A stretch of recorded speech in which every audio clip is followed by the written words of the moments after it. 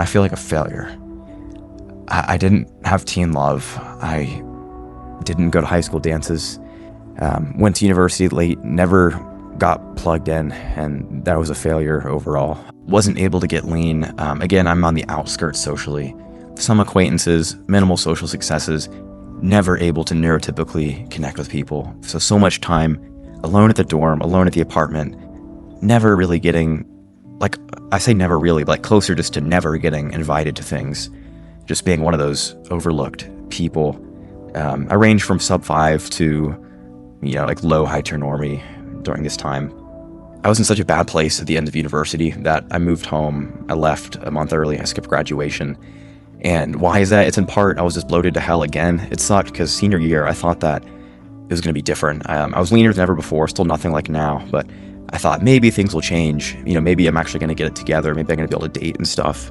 And by the end of senior year, I was bloated, highest weight ever, depressed. Again, it's all out of my control. It's a causal reality. I'm almost 24. I don't know anyone in my city. I've had a couple failed cold approaches last few months, but barely approaching because it's always been the mindset of wanting to look better. And it's been a year and a half now of trying to ascend. And I feel like I'm finally getting there, but it feels like I'm still so far off. Just for these chemical reasons, just my look still being better. Like, I'm looking at these clips and I'm doing all these morphs of myself. I'm morphing, should I get upper masseter Botox? Should I get parotid gland Botox when I get upper mid-face filler in a couple days? Do I need to get cheekbone shaving? Will that ascend me?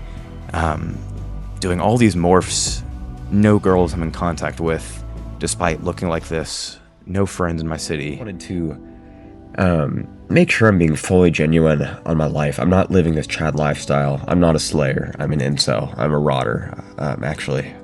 I just want to make sure that's fully transparent. So just way socially off, developmentally off. Like, I had social skills. I have social skills. But I'm just isolated because there's all these tiny things that make for someone being able to resonate with someone else who's neurotypical. I lack these common experiences, common references, common brain wiring, really. And so no high school dances, no high school dating, cool. And all the jobs I've had, I just have not been able to click with the people I work with. I'm able to be friendly, to talk to them, to ask questions. Maybe they like me, maybe I have a good reputation. But as far as being fully integrated, as far as being neurotypically part of the culture there, I'm just not able to, just because I'm not neurotypical, for whatever reasons, whatever inputs that goes into it. It literally goes back to being age 12 when I was really short. I didn't have friends in the class. Girls had crushes on me in past years. I no longer did. I was alone. I was depressed at school, and I started fitness. So basically I started Looksmaxxing. That's kind of the origin story of Spectrum Aesthetics 3. I was a late bloomer. I entered high school at about 5'1", age 15. I was 5'3" when I got my driver's license, 16 and a half. And I'm 5'9" now. It could be worse. It could definitely be better. It just feels like there's so many people that walk by, like so many girls these days. So many attractive people are just taller than average, and still feel kind of short, even with lifts. To be 5'10", I'll always wear elevator shoes, but that could be worse. I'm 5'9", could be worse. So in my second YouTube video, even though it's the first full-length video on the channel, because YouTube wrongfully banned my first video twice, another channel has re-uploaded it at that point. Someone did that, but probably touch on that later. But anyway, someone commented like, hey, what if I'm Normie and I'm fine being that? And I said, what I could only say, which is, yeah, if you're fine with that and your will is fine with that, then obviously you're just going to be what you are. But in that first video, I had talked about how guys who are forced to Looksmaxx, who are just not content with being normal, I think we just have a spirit that's different or better or differentiated from that of the masses. Because for me, it was existentially crushing to be out in public, to be invisible, to not matter, to not be respected or regarded, to not have any attractive girls, look my direction, to not be on their radar at all. And I don't want to sound like I had some kind of ridiculous, like, vain prima donna complex of like wanting to walk around and draw all eyes and stuff. But at the same time, some people have a psyche that demands more from life than just to be an undifferentiated normie with nothing special about them, who's not regarded in any particular way by society. Because for me, that just didn't work. It was just agonizing to be that way. And guys who are having to Looksmaxx towards a better life, towards being more of what they can be, I just think that they're the same way as me. And so I can't relate at all to the normie psyche, because there's just something about me that's different.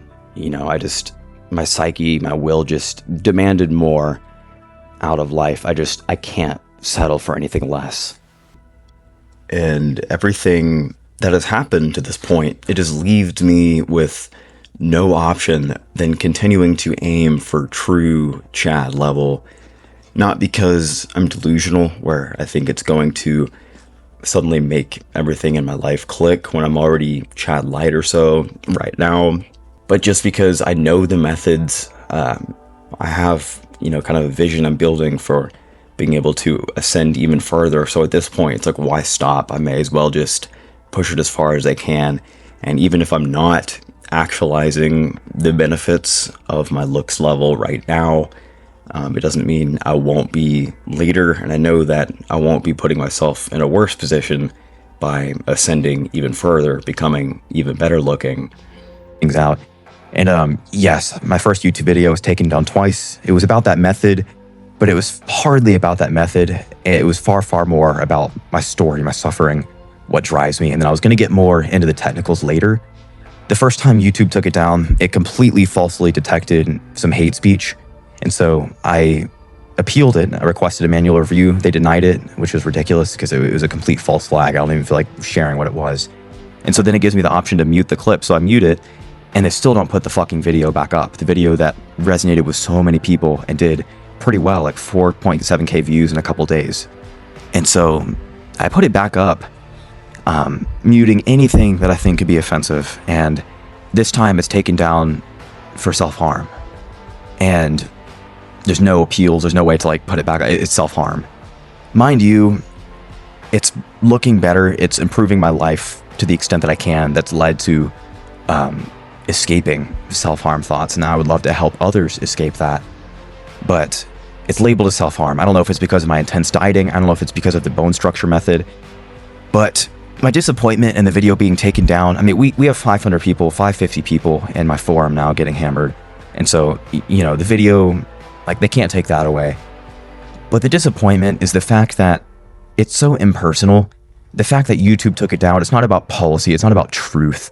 It's not about harm reduction. Of course, I'm the one who's trying to reduce harm in others and help others with this video. It's purely about money and impersonal mechanics. The reason these companies have these systems, that they're corporations, they're owned, they have shareholders, their fiduciary responsibility, legally, they have to put that first above all else. A content creator puts 15 hours into a video, wrongly taken down, re-uploads it. They're gonna just ban the video instead of risking someone trying a looks method based on that video and then having something bad happen, and then YouTube is somehow responsible or something. It basically all comes down to money and self-interest, and that's why my channel got screwed. That's why the video couldn't reach more people. So it just sucks, but it's just a microcosm of everything being self-interest, everything being impersonal, and just the world we live in. So I just did want to finally address that, because people have, wondered if I took the video down or something. I didn't take it down. YouTube's just fucking outrageous. Anyways, kind of the end of the video, and there's really not a redeeming message. It's just that I am where I am because of causes in our causal reality, these causal chains where effects and me phenomenon are caused by causes, and these things have nothing to do with what we want, what we desire in the world. It's an impersonal reality.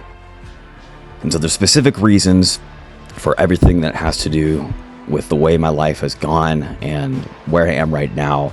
And so I don't really hope for a better life per se. I mean, I do, but I know that it's not in my power. I just hope that causality favors me. It hadn't favored me in the past, despite my best wishes and intentions. It's favored me more in the present, where certain causes to help me ascend, have a better life in certain ways were present, and so then I got to reap the effects thereof.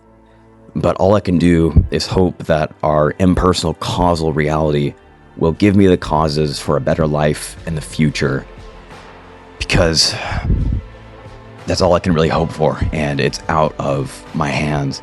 And those who don't really understand determinism or kind of have a more shallow worldview or something, it just means that we live in a causal reality, and everything that happens due to a cause, and that was caused by something else, and just the causal chains that bind together the past, the present, and then eventually the future. And so something like self-improvement, where it's like, someone wants to change. There were causes for that based on their life experience, their neurochemistry, based on whatever inspired them, the self-improvement spark. That was all mechanically determined, and likewise, mechanically determined another person won't self-improve despite having everything else be the same.